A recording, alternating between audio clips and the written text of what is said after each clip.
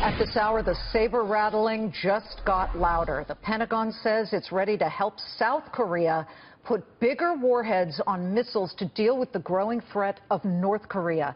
This as Kim Jong-un threatened thousands-fold revenge and said it will teach a severe lesson to the United States. Okay, so what happened over the weekend? The United Nations Security Council finally slapped the rogue nation with sanctions worth more than $1 billion. That is, by the way, the largest ever against the North Korean regime. But will it matter? We thought we'd give you a little history. The last time the UN imposed sanctions on Iran in 2010, it took 90 days to determine whether the sanctions were necessary. That would bring us to early November for the North Koreans, and that gives that rogue nation even more time to continue testing its missiles, while Kim Jong-un says they already have the capability to hit mainland USA.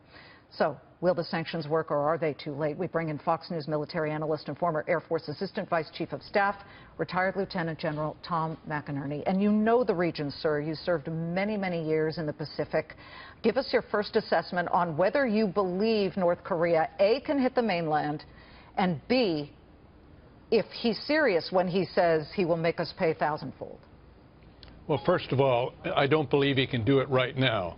Within a year, yes, he's made rapid progress, Liz, and we need to take this serious. Number two, I don't think he really understands what he just said. Now, what I would tell him is, Mr. Kim Jong-un, if one round of artillery goes into Seoul, Korea, you will get our full nuclear retaliatory capability. There will not be a city left in North Korea. You will be finished. Read my lips.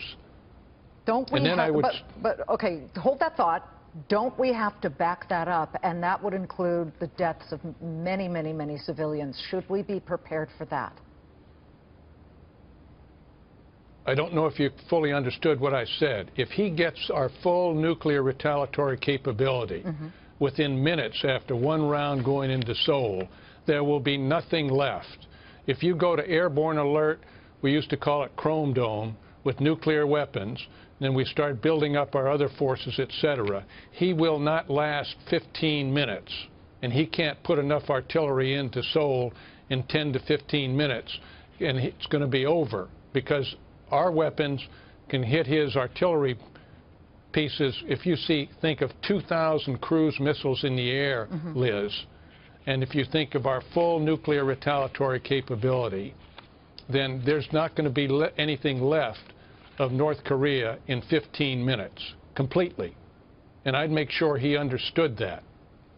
And now I do. I understand exactly what you're saying. You're scaring the crew here, General. But again, I want to scare them. I get that. But do you think the Trump administration is ready to put that kind of muscle behind those words?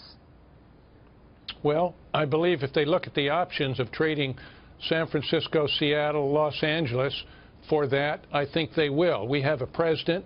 We have a Secretary of Defense called General Mattis.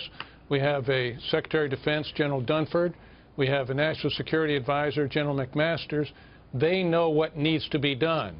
Now, are they going to be as harsh as I am right now?